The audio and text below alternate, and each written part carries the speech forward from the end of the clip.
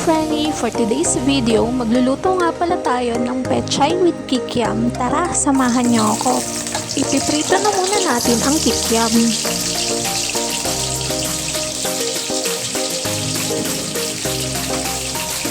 Kapag luto na ito, isa-set aside na muna natin siya.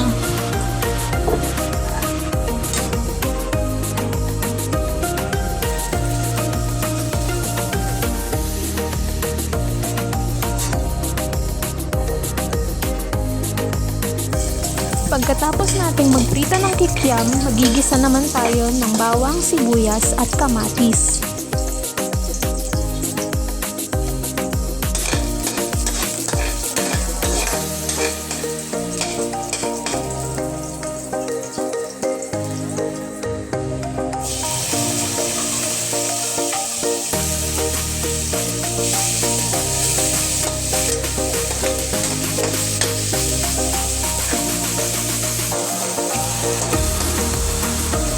Sunod naman natin ilagay ang patis. Tansyahan na lang mga Frenny.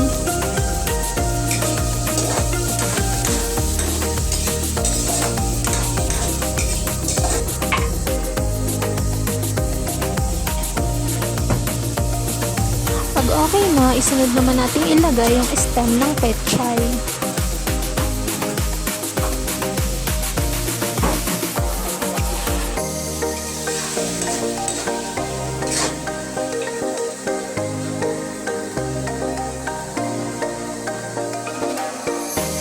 Ilagay na natin yung naprito nating kikiam kanina.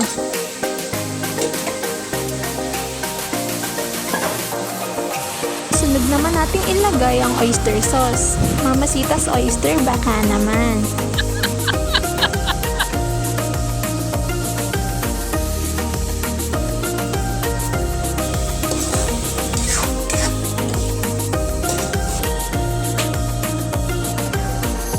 After na mahalo, lagyan naman natin ito ng paminta at tubig. Tansyahan na lang ulit mga Frenny ang paglalagay natin ng tubig.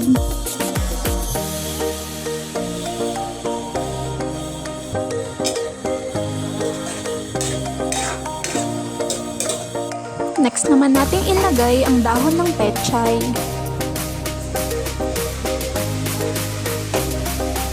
Pagkatapos natin ilagay ang dahon ng pechay, takpan na muna natin ito. Pagkalipas ng ilang minuto, buksan na natin ito, lagyan natin ng asin at asukal. Pagkatapos ay haluin na ito.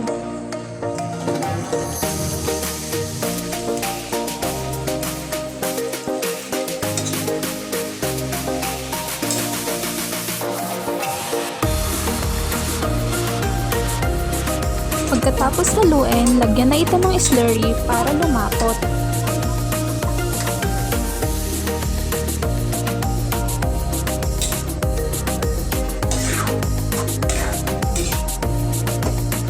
At syempre, huwag kakalimutang tikman kung okay na ba ang lasa ng ating niluto.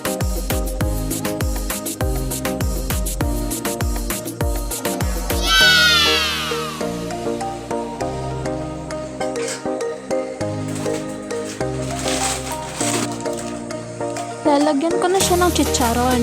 But it's optional mga Frenny. Depende sa inyo kung gusto nyo rin siya lagyan.